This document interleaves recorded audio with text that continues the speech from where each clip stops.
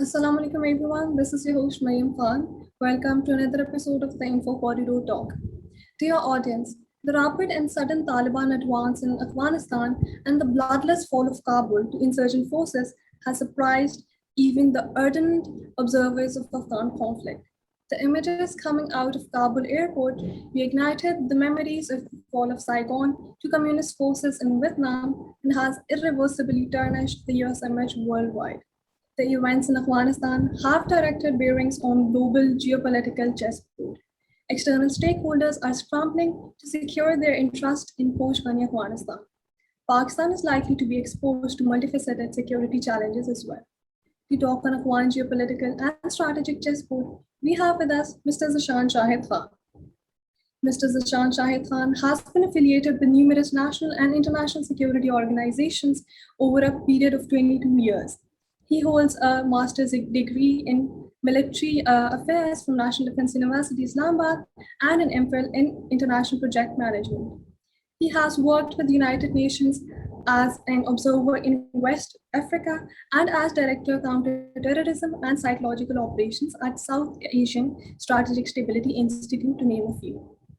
Having qualified in nuclear security from World Institute of Nuclear Security Vienna, as well as research fellowship at University of Tennessee and Sandia National Laboratories, New Mexico, USA, he has further developed a unique grasp on full spectrum state security issues on a higher nature in the embed of non-state actors in the 21st century. A very warm welcome to the show, sir. Thank you very much for having me, Mariam. Sir, how did Afghan National Army, particularly its special forces, melt so quickly in wake of rapid and surprising Taliban advances? All right, first, I think what we need to understand that it wasn't a surprise. So, as some of the analysts are calling it an intelligence failure, from one perspective, that is somewhat correct. However, if I recall correctly, the information that was flowing from the US forces back to the US government across the Atlantic was somewhat incorrect.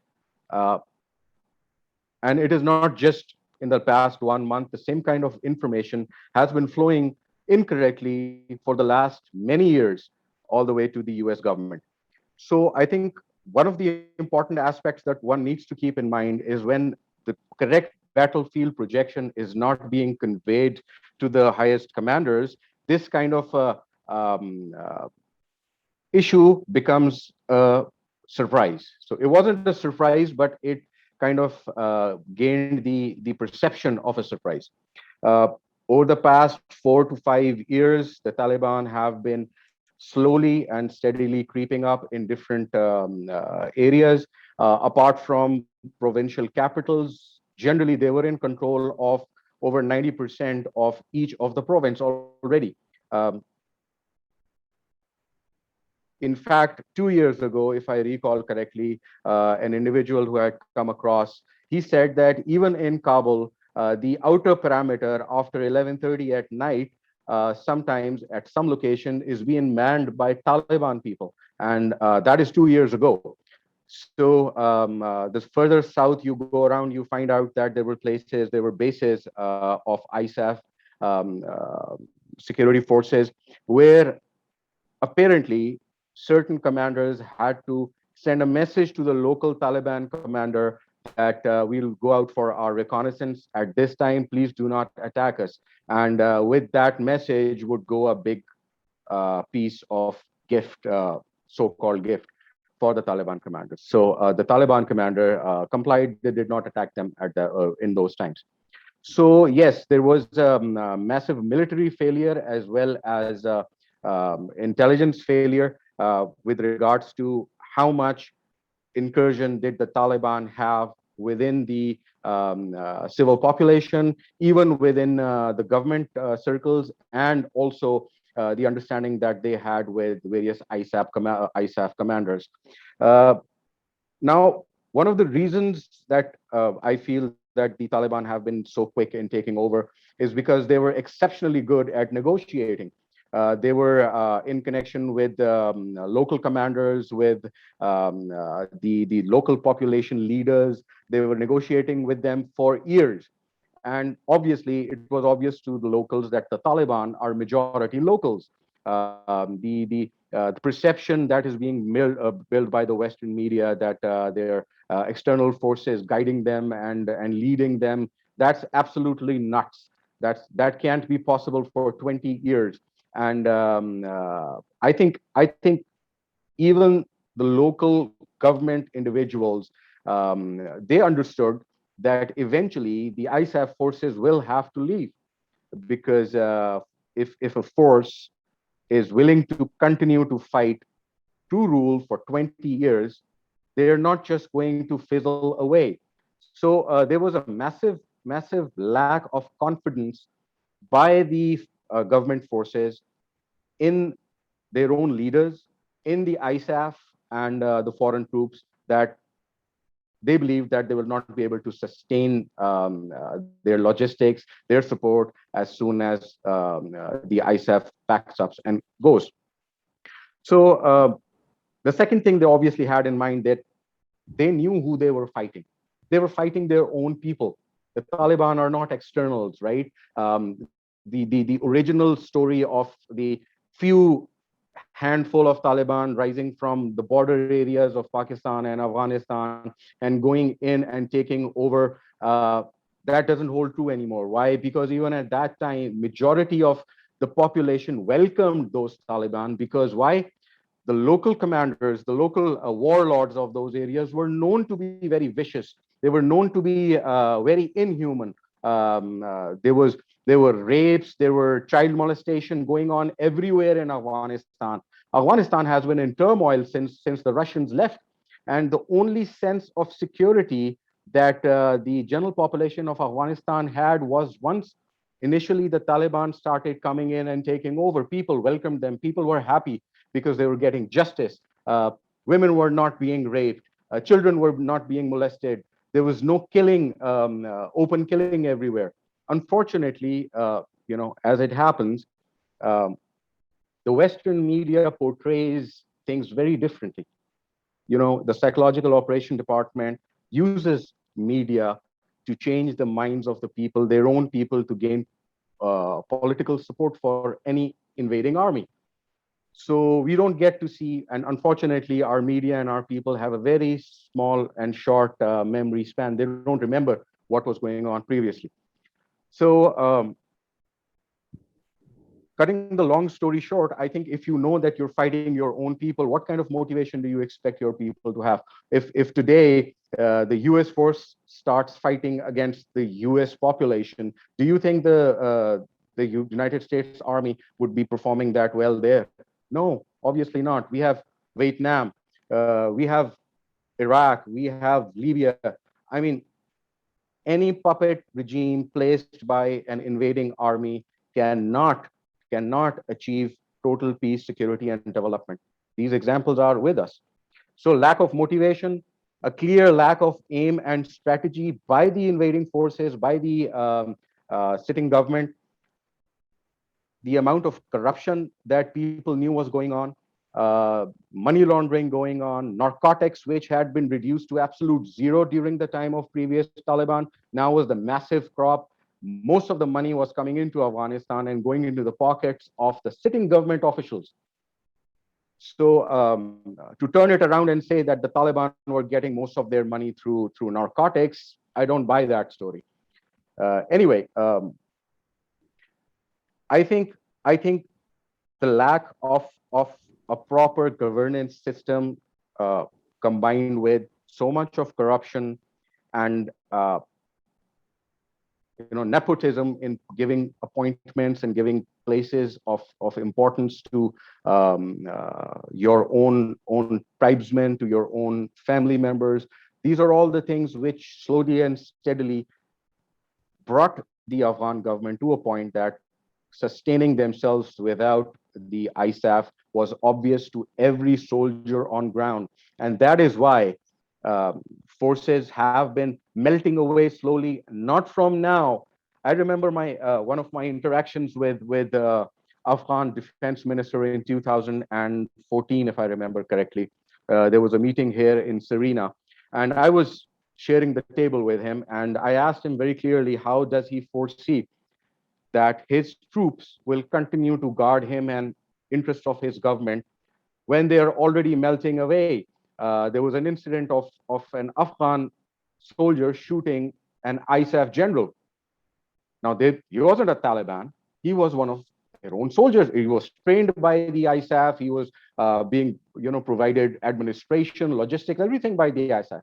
So to understand the whole situation there, pinpointing one element is not going to be beneficial for the future of the country.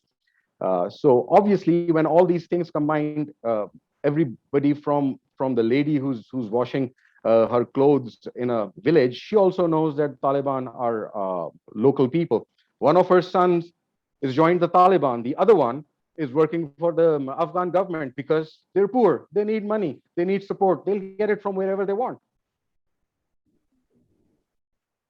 Sir, what do you think? Will the transition of power in Afghanistan take place peacefully, and will Afghan Taliban be able to establish an inclusive government with participation of all stakeholders? Mariam, I think it depends. And what it depends on is the international willingness to letting that happen. We can see where the Western media is directing the whole story these days. If you put on CNN, you will find a very different story as compared to when you switch towards the Chinese media.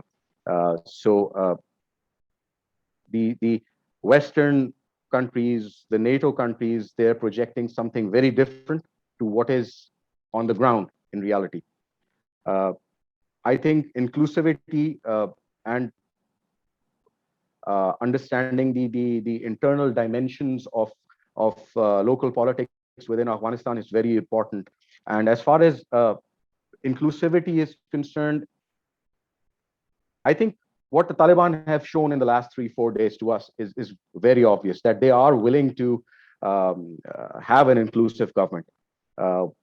What they're not willing to have are key players of that inclusive government with external agendas and interests, which is obvious. Any government would not want that. If we are sitting in Pakistan, we wouldn't want one of our parliamentarians speaking against the unity of the country and thinking about dividing Balochistan and KPK. We know what our interests are and what are the players involved in these kind of politics are after. So similarly in Afghanistan, inclusivity is not just a word.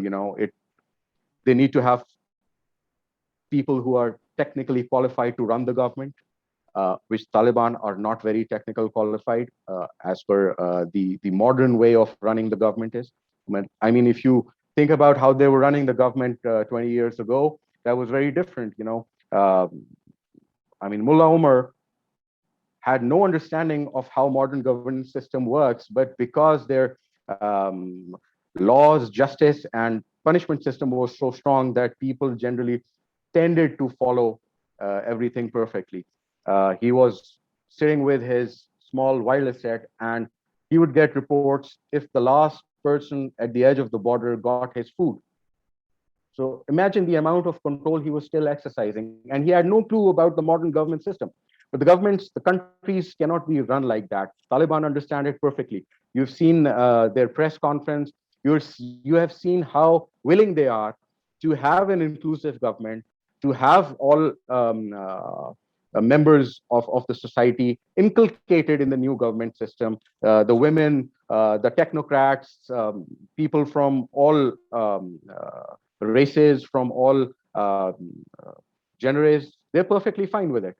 But I think the Western media is not doing justice to it because obviously the matrix of failure is hanging around the neck of the ISAF forces. So they have to kind of justify something. Sir, what are some of the preconditions Taliban will have to meet to gain recognition from the international society? Well, there are quite a few things. I think during the first press conference, they were very clear that they would be not allowing space to any terrorist organization to harm any country, whether it's in its borders or whether it's transatlantic. So that means no ISIS, no Al Qaeda, no TTP. So they won't give any space to them. So they've given their promise, and we hope that they will be able to manage that promise. I don't see a lack of sincerity in their words, but I am not sure if they will be able to handle it that well. So I think the second thing is the governance system. The world is looking at them with very eager eyes to see if their governance system, their government, their uh, new constitution, everything can be, if not exactly on the Western lines, somewhat balanced between the Western and their understanding of uh, laws of Sharia and rules of Sharia. Uh, the Islamic version of democracy, we've seen it in the initial 100 years of Islam. It is democracy. You can call it caliphate, you can call it whatever, but the fact is, if there is a parliament selecting the leader, or if it's the general population selecting the leader, whether it's a, presidential system or a parliamentary system, uh, if you just remove the word of caliphate from it, you will remove that barrier of vision, and you'll be able to see that it is actually a democratic system, uh, slightly different to what the Western democracy feels. Now, I'm just going to surprise you by telling you that, one of the countries where there is Sharia law is Maldives. Now, I was in Maldives last year, and they're very clear in every tourist hotel. They've got a little piece of paper which clearly says that Maldives has Sharia law. So whatever you're doing should be within the norms. Yet all foreigners go there. They have, whatever they want to do. They've got non-Muslims over there who are serving them drinks as well, right? Not that I agree with their understanding of the pure Sharia law, but their own people, they follow it very stringently. Own the Maldivians themselves, their citizens follow it very stringently. And that's a very happy country. So, I mean, to color Sharia law in a manner that it seems as barbarianism, I think, I think we've been seeing it for, I don't know, over 1,000 years since the Crusades started happening. And modern media, Hollywood does not do justice to the reality. We know what they keep showing us. The reality on ground is very different. And unfortunately, when you are not polished in understanding where the world is going, if you're going to pick up the rules of Sharia and apply them with whip, so I think there will be issues. There will be issues. But I think, as I said again, I think Taliban have matured enough to understand that everything has to be kept in a balance. So one of the things that I'm foreseeing as a precondition is obviously women's rights. So we can see that in the media that everything is starting with the preliminary talks of Taliban not letting girls and women go to school or work in business world. Well, I think the reality on ground speaks for itself in the last 3 days. The day the Taliban took over, next day schools were open, girls were going. In fact, Taliban were giving protection to the 5 women who were protesting against them. Where does this happen? I don't know. This seems very unreal to people. So if Western media actually projected this, I mean, people will have a different understanding of the so-called Sharia and barbarian Taliban law that they've been made to believe.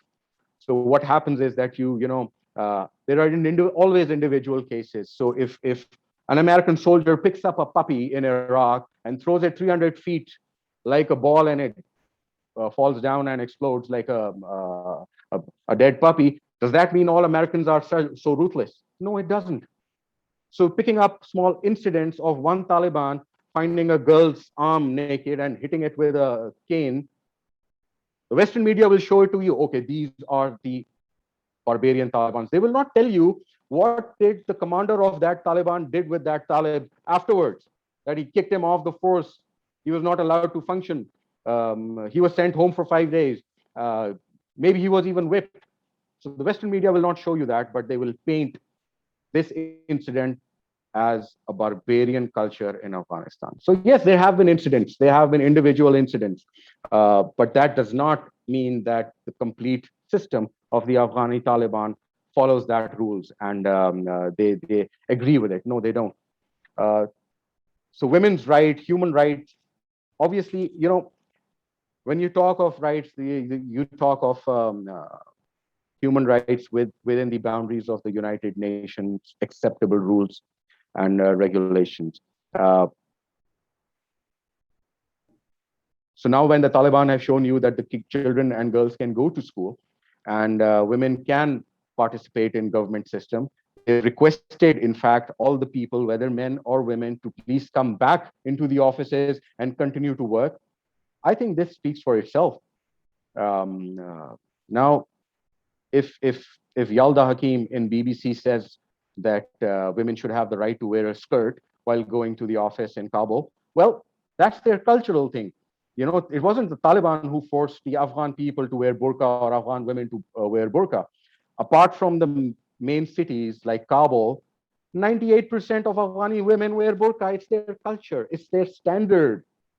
So if you see two pictures from Afghan University, from Kabul University in the 1970s, where there are women wearing skirts, those were not the general population. These are the elite people who were educated in Europe, who came back, whose parents continued to come and go. They were from the elite ruling class of Afghanistan. From that perspective, you go back to Iran. I mean, the Shah of Iran, his family, his cousins, their family, they all used to dress up like that. Does not mean that Irani population used to dress up like that as a whole. So I think media plays a critical role, and that is why I believe that media freedom is one of the prerequisites, preconditions that the Western countries are going to push upon the Taliban. And Taliban have more or less accepted it as long as this media is not harming by, spreading fake news. Um, uh, so there, 100% freedom of media. I don't think that's a possibility in the Afghan culture. I mean, in Pakistan, we have PEMRA, we have a controlling authority. Obviously, if there is anything stated which goes against the state or against the security of the country, that has to be rooted out. We've recently seen a few media personality having been kicked out, they can't come on to any channels. So yes, I think there has to be a certain media control authority even in Afghanistan, and 100% media freedom. I don't think third world countries can afford it because of interests of numerous developed countries and their agendas. So I think there has to be a bit of control on media in Afghanistan, and I'm actually seeing that this rebranding effort by the Afghan Taliban is going very well, because why? The world has changed. There is social media, there is Twitter, there is Facebook. I mean, there is a lot of social media platforms on which these videos, um, uh, the new Taliban 2.0, are very, they're very good. Once you see those videos, you can't kind of begin to fathom how much they have evolved over the last 20 years. And I think the world needs to take it in a very positive sense, because these are the realities on ground. The Taliban are here and they're not going anywhere, because they were here 20 years ago, they're here today. So rather than demonizing them, I think the world needs to get together and support them in building Afghanistan into a more inclusive society where terrorist organization cannot thrive, they cannot stay. I think the world needs to be there when they're trying to fix it. Because, well, I mean, one could say that then the sitting Ghani government was also doing that. No, Ghani government was not doing that. Ghani government was busy in, pulling dollars in their pockets. 162 million US dollars being flown with Ghani out of the country. You can just imagine the amount of foreign currency of Afghanistan, of Afghani people, which must have been laundered outside Afghanistan. So I think the international organization, business community, banks need to unfreeze the $20 billion of Afghani money, because they will need this to develop the country. Um, uh, so, I mean, I do see a little bit of difference with banking in Afghanistan in the Taliban 2.0 scenario, because obviously they believe in um, interest-based banking, and basically a complete commodity-based banking. So we have examples here in Pakistan as well. We've got Mizan Bank, for example. It just functions on a purely Islamic banking system. If it can work here, it's one of the best banks. It can work over there as well. Why does Goldman and Sachs, Standard Chartered, or these other Western banks want to come in and install an interest-based system when the people don't want it?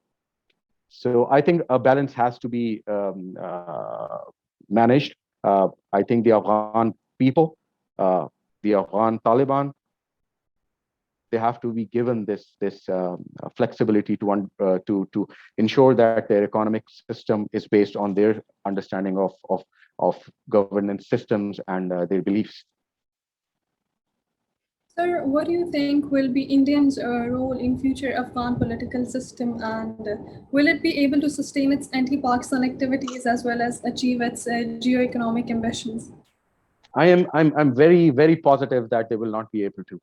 Uh, uh, I think one of the clearest example is that there's a video on YouTube and Twitter going around with an Indian anchor trying to coax the Afghan Talib to speak against Pakistan, and Afghan Talib gave him a very good shut up call. So the fact that the Indians were included in the Afghan government, Afghan business by the Western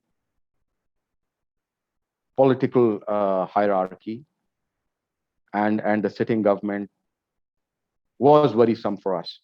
So if you have to understand, you see, the Akhand Bharat philosophy of India is expansion of India. They don't understand, they don't accept Pakistan.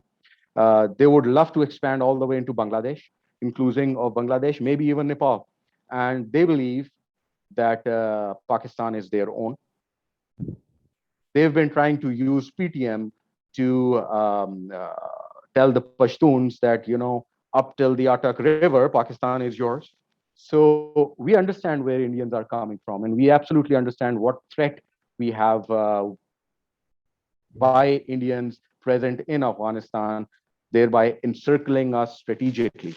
So if anyone understands strategic encirclement, well, it doesn't have to be militarily. It is done by economics. It's done by uh, uh, having interests planted within the Afghan government. We know Amrullah Saleh. He has left no stone unturned during his tweets to tell us how he feels about Pakistan. So if the vice president of Afghanistan is so much in connivance with the Indian government and Indian interests, so we knew obviously where the sitting Afghan government was. Uh, I think that since since Afghani Talibs have given us a word that they will not let any terrorist organization be used against Pakistan, so all the training places being managed by Indian consulates inside Afghanistan, they have been shut down. The Indians have been told to move. They have already gone. All the TTP people, the PTM people who were being psychologically were being fed psychological material or given terrorist training by the Indians sitting over there under the noses of the ISAF soldiers, the ISAF commanders. So, I mean, if you're going to think that strategic allies are going to have 100% support mechanism for you when they're strategic allies of your one and only massive enemy, I think that would be quite childish to think that way. It would be very naive. Nonetheless,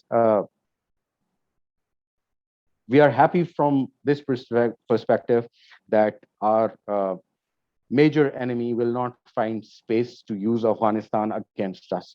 And we are hoping that the Afghan Talibs will fulfill their promise, and we will feel safer from the western border so that we can concentrate in defending ourselves on the eastern border.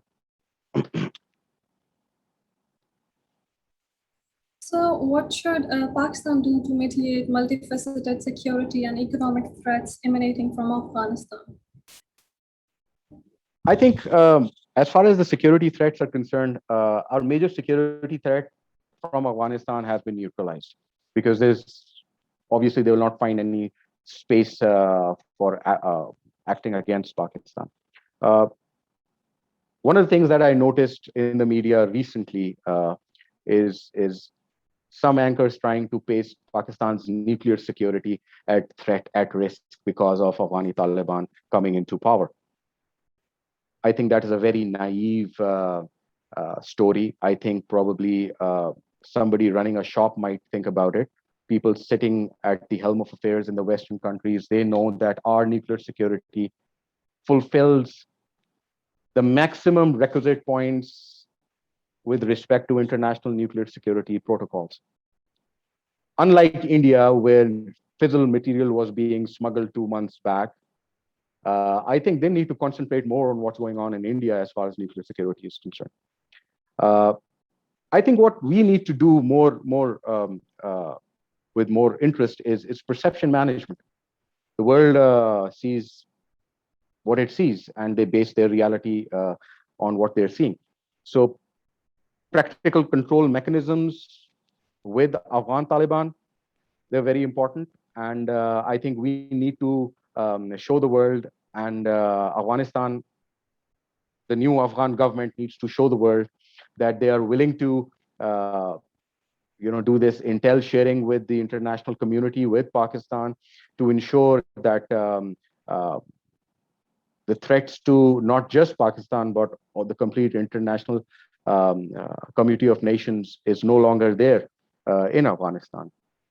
One of the things that might still raise its head is the Balochistan Liberation Army, the BLA, because from what we find regarding BLA is that a lot of them were using southern Afghanistan for infiltrating into Pakistan and carrying out activities and then running off and hiding again. Luckily, now that our fence is almost complete and Afghani Taliban again have given us their word that they will not let any group use their land for activities against Pakistan. So I think the Balochistan Liberation Front and Balochistan Liberation Army, these terrorist groups will not find any space in Afghanistan. So I think it'll be easier to root them out in Balochistan and cleans Balochistan off them. At the same time, I think our diplomatic effort to make the world understand that BLA is actually a terrorist organization and activities of BLA must be curtailed internationally. When I say internationally, what I mean is we know where offices of BLA are functioning from, right? We know where their people sit. We know where they travel, whom they talk to, where the money is coming from, where it's going. So if the international community of nations cannot press those countries to shut down BLA offices, then we have a problem, obviously. Uh, so I think the world needs to understand that Pakistan is a very, very secure country. We have no problems with respect to our weapons of our nuclear weapons, or any other weapons of any sort. The world needs to understand that, and they need to ensure that no other country gives space to these kind of ideologies to demonize Pakistan as a terror supporting or a terrorist supporting state, or give them this perception that no matter what happens in Afghanistan, uh, our nukes are safe here. We are very good at securing our nukes, unlike many other countries across the border, no nukes. So there is yet one avenue which the Indians could pursue, and that is in the Afghanistan business world. Afghanistan is looking for, the new government would obviously be looking for investors. They would be looking for countries to come and open their businesses.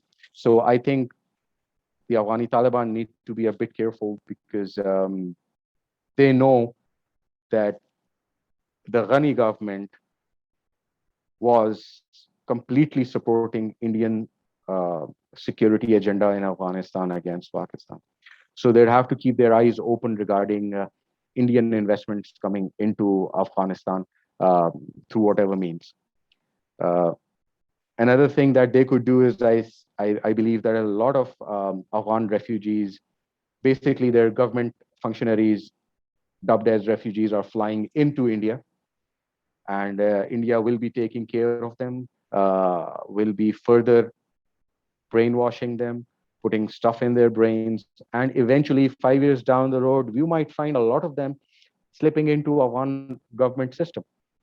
So I think both sides of the border need to be cognizant of this fact that this is a likely possibility.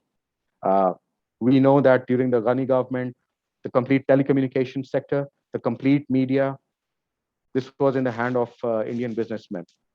Uh, so even when we removed our telecommunication towers away from the borders for security reasons, the Afghan government refused because we know who in the Afghan government was looking after their telecommunication sector. So if interests collide in Afghanistan between Afghan government and Pakistan government, Indians will find a space there. So our people will have to look at it very maturely to understand how we can mitigate this future threat. Sir, thank you so much for taking out time and joining us. Thank you very much, Mariam. Thank you for having me. It's been a pleasure.